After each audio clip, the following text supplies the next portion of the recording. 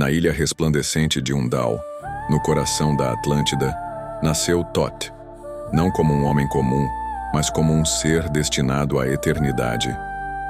Era o tempo da juventude da Terra, quando os filhos da luz ainda caminhavam entre os mortais e a sabedoria fluía como um rio cristalino. Desde muito jovem, Thoth não se interessava por poder ou glória. Seu desejo era mais profundo, mais incandescente. Na juventude da Atlântida, eu cresci como um fogo que consome, desejando apenas sabedoria. Educado pelos mais elevados mestres da sabedoria cósmica, Thoth foi guiado até os salões de Amenti, um reino além do tempo e da morte, onde ele aprenderia a manipular as chaves da existência. Ali, em meio ao fogo eterno que arde sem consumir, ele se tornou imortal. Não no corpo, mas na consciência. Thoth não era apenas um sacerdote, mas um mestre alquimista, matemático, astrônomo e portador de uma escrita divina. A ele foi confiada a tarefa de registrar os grandes mistérios do universo e escondê-los até que os homens estivessem prontos. Seus olhos testemunharam a glória da Atlântida, mas também pressentiram sua queda, porque todo ciclo que ascende deve um dia descer. E Thoth sabia que a escuridão estava se aproximando. Thoth não nasceu para morrer. Ele nasceu para recordar. E cada fragmento de sabedoria que absorvia tornava-se parte de sua essência eterna. Nos corredores de Undal, ele já era conhecido como o Filho do Sol Oculto, e sua presença irradiava uma calma que fazia até os mais antigos mestres se calarem. Seu maior mestre era o próprio habitante de Unal, uma entidade não humana, feita de luz e vibração. Dele, Thoth aprendeu os mistérios do tempo, a manipulação das ondas da realidade e o uso da palavra, o som primordial que modela o universo. Ao alcançar a maestria total, Thoth recebeu a permissão de entrar, vivo, nos salões de Amenti, um feito permitido a pouquíssimos seres em toda a existência. Ali, contemplou o ciclo da alma, observou a dança das essências através das eras e compreendeu que a morte era apenas uma ilusão para os que não dominavam a si mesmos. Antes de retornar, jurou preservar esse conhecimento e protegê-lo dos que o usariam para escravizar. Ele sabia que a consciência humana era uma espada de dois gumes. Podia libertar ou destruir. E assim, renascido como um novo ser, ele retornou à superfície da Atlântida. Mas o que o esperava era um mundo à beira do colapso. O coração da Atlântida, antes puro e luminoso, começou a corromper-se com a sede de poder. Os sacerdotes, antes mestres da harmonia, passaram a usar a magia para subjugar e dominar. As forças cósmicas, manipuladas com arrogância, começaram a se voltar contra seus invocadores. Thoth, observando em silêncio, sabia o que estava por vir.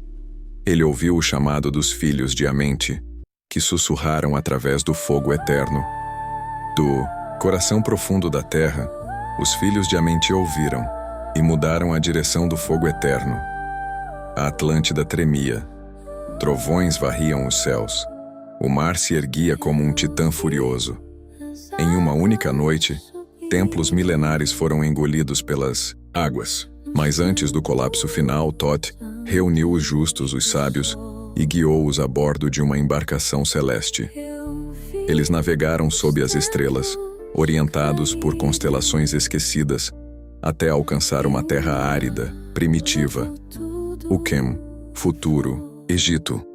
Ali os bárbaros da areia os aguardavam com lanças e medo, mas Thoth, com uma palavra de poder e um gesto vibracional, os acalmou.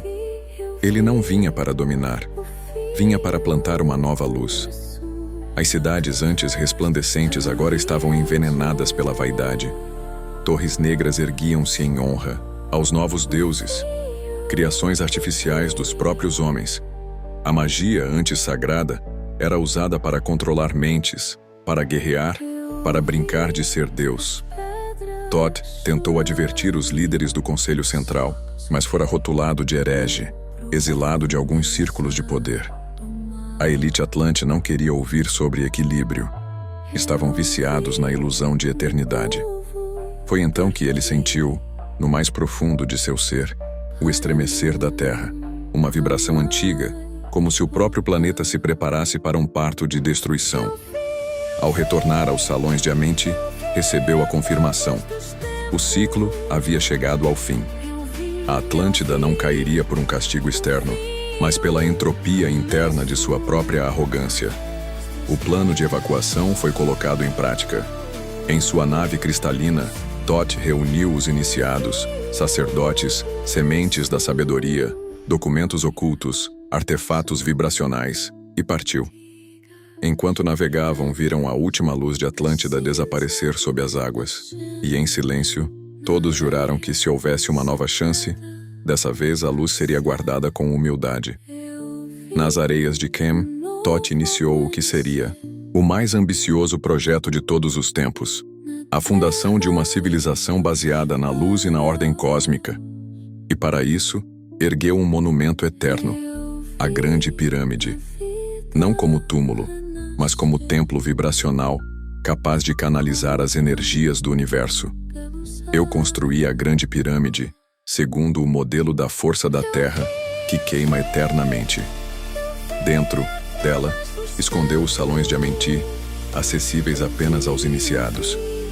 Guardiões foram posicionados, sacerdotes treinados, códigos inscritos nas paredes com geometrias sagradas, tudo obedecendo a um plano maior: preservar a sabedoria da Atlântida e manter viva a conexão entre o céu e a terra.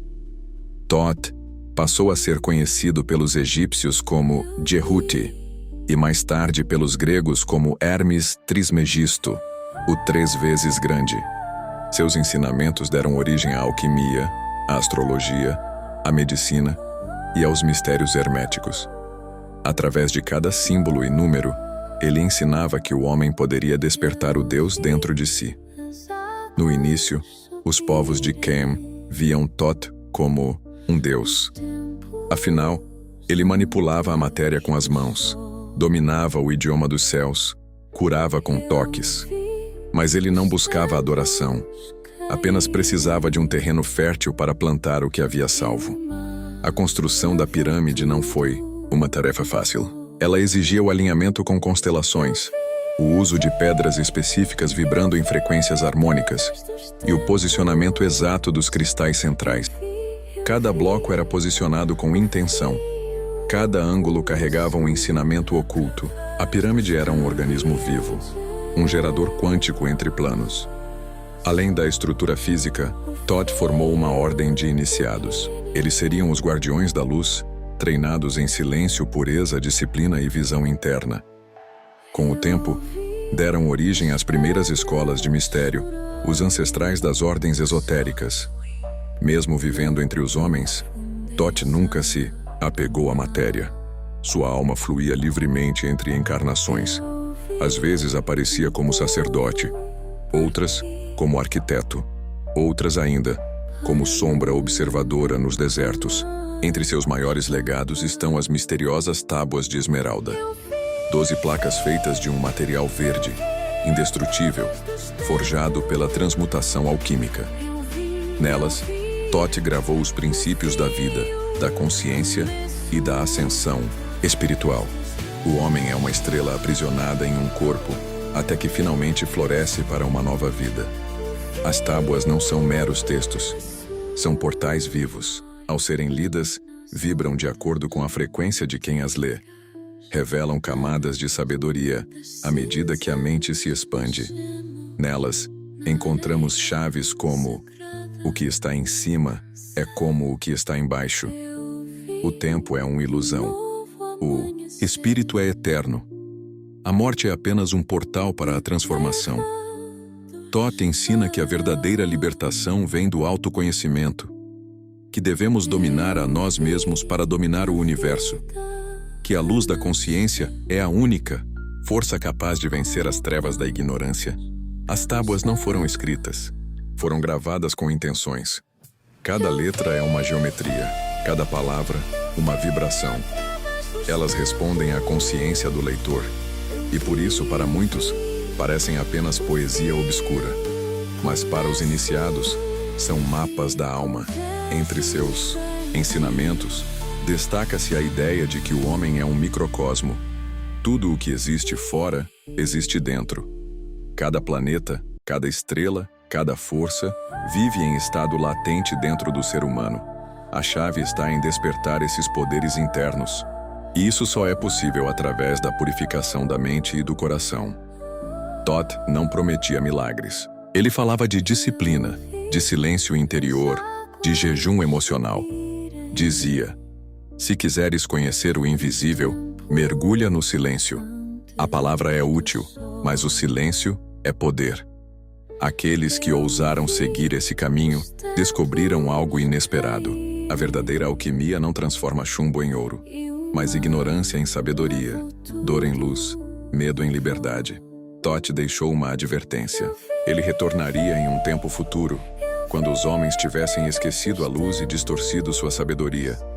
Voltarei além do tempo e da vontade da morte, para recompensar ou castigar, conforme tenham guardado ou corrompido meus segredos. Esse tempo talvez seja agora. Vivemos uma era de caos, onde a verdade é vendida e o espírito é abafado. A sabedoria de Thoth, escondida por séculos, começa a ressurgir. E com ela vem o julgamento.